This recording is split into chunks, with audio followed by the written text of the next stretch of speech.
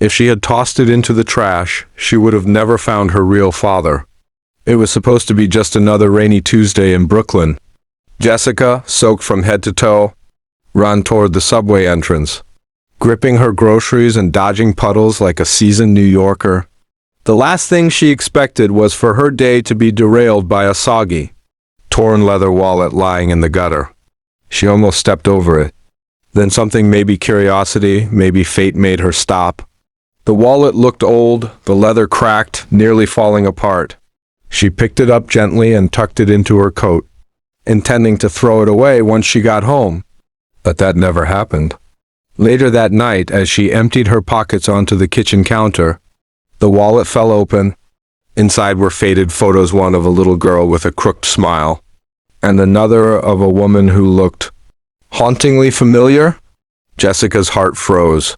That woman looked exactly like her, or rather like her mother when she was young. She slowly reached in and pulled out a folded paper, carefully protected in plastic. It was a letter. To my daughter, if you ever find this, please forgive me. Jessica's hands shook. Her breath caught in her throat. She hadn't even opened it yet, and she knew her life was about to change forever. Jessica sat down slowly, the letter in her hand trembling. She didn't dare open it right away. Her mind raced with questions. Who wrote this? Why would someone leave such a personal letter in a wallet on the street? And why did that woman in the photo look so much like her mother? After a few deep breaths, she unfolded the letter. To my daughter, if you ever find this, please know that I never stopped thinking about you. I never wanted to leave, but I had no choice. Jessica blinked away tears. The handwriting was uneven, like someone had written it with shaking hands. Your mother was the love of my life. When she left, I searched for both of you, but I was told I had no rights. That I would never see you again. I kept your photo with me always. This wallet. It holds the last pieces of my heart. The letter was signed, Michael J. Harper. Jessica's hands froze. That name meant nothing to her, or so she thought. But something clicked. Her mother had once told her a story about a man she loved in college. His name was Michael. She had said they had parted ways because he had to move far, and then she never talked about him again. Jessica's mother passed away 2 years ago. She never spoke of Jessica's father. Whenever Jessica asked, she would just say, he wasn't ready to be a father. But what if, that wasn't the truth? Her heart pounded in her chest. Could this man be her father? Could the wallet truly belong to him? She looked back inside the wallet. There was an old driver's license, expired, weathered, but still readable. Michael J. Harper, Queens, NY. Jessica jumped to her feet, grabbed her phone, and began typing into Google. Jessica stared at her phone screen as search results loaded. Her fingers were shaking. There it was, Michael J. Harper, age 67, listed in a local registry in Queens. A recent image showed a man with kind eyes, graying hair, and a tired smile. He was listed as a retired postal worker. Jessica clicked on the address. Her breath caught in her throat. Only 30 minutes away.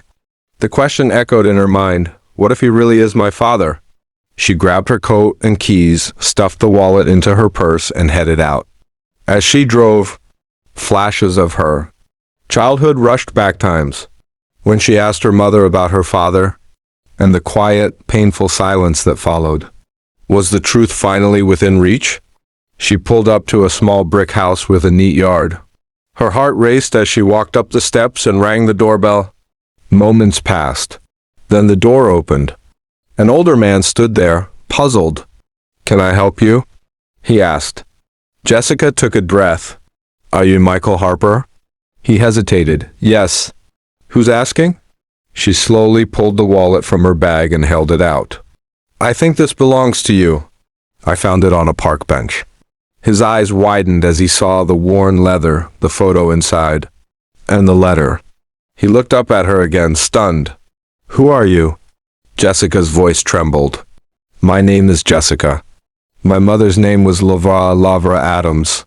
His knees seemed to buckle, and he reached for the doorframe. Lavra, I thought I'd never hear that name again. Jessica's eyes filled with tears. She was my mom. She passed away 2 years ago. Michael stepped back, overwhelmed. I need to sit down. She followed him inside. Michael sat down slowly on the couch, still gripping the wallet in his trembling hands. Jessica sat across from him, her heart racing. The silence in the room was heavy, filled with years of unspoken truths and unanswered questions. He finally spoke. Lava. She was the love of my life. But we were young. Her parents didn't approve of me. One day she was just gone. Jessica nodded slowly, tears slipping down her cheeks. She never told me your name, just that. My father didn't want to be found? Michael's eyes welled up. That's not true. I looked for her for years. I even moved back to New York hoping I'd find a clue. I wrote letters, hundreds of them. Jessica reached into the wallet and pulled out the letter.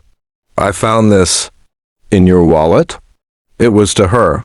He opened it with shaky hands and began to read. His lips quivered with emotion. I never stopped loving her, he whispered. I didn't know I had a daughter.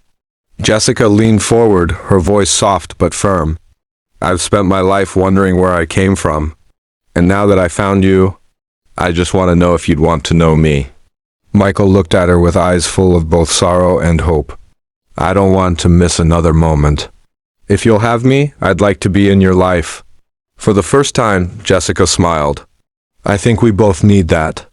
They sat together, tears flowing, hearts finally unlocking years of pain. And as the rain tapped against the windows, something inside both of them began to heal. The next few days felt like a dream Jessica never knew she needed. Michael, once just a name lost in the shadows of her mother's past, was now a real person, kind, thoughtful, and full of gentle regret.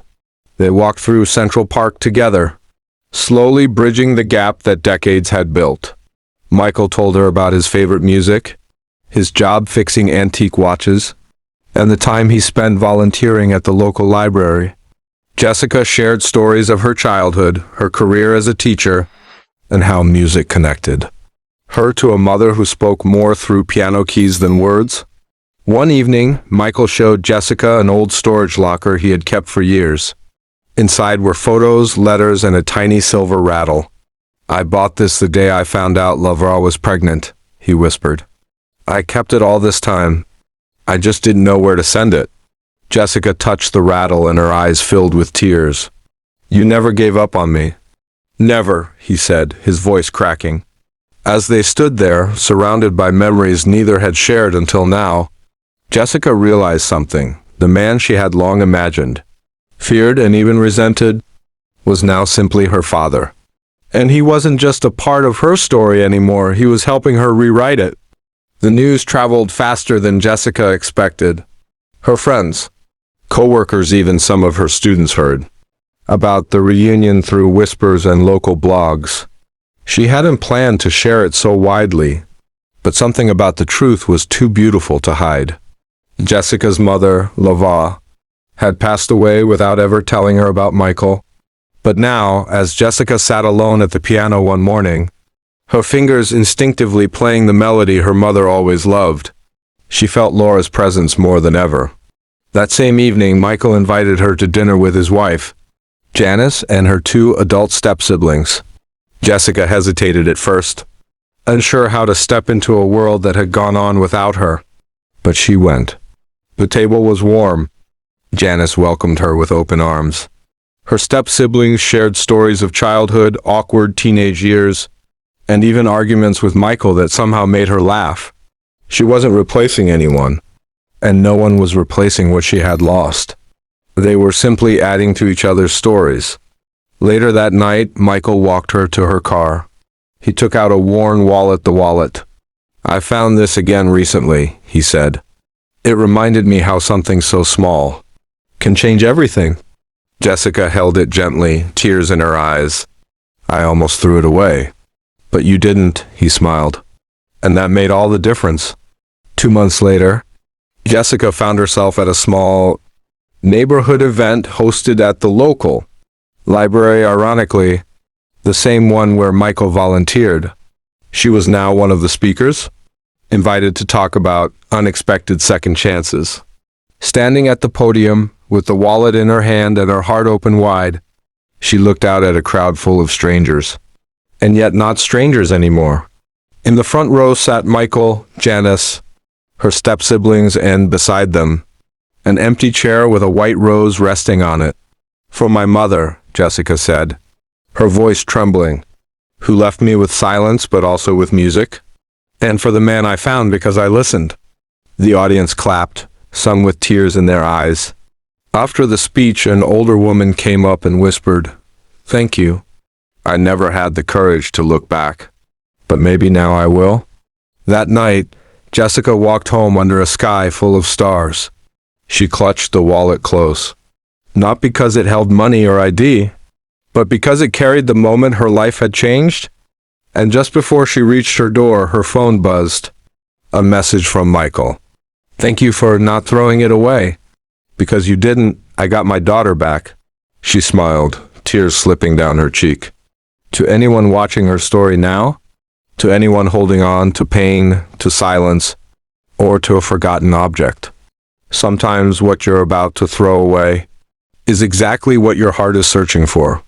And if this story touched even a corner of your soul, then don't just scroll, hit subscribe, because the next story might just be the one that changes your life too.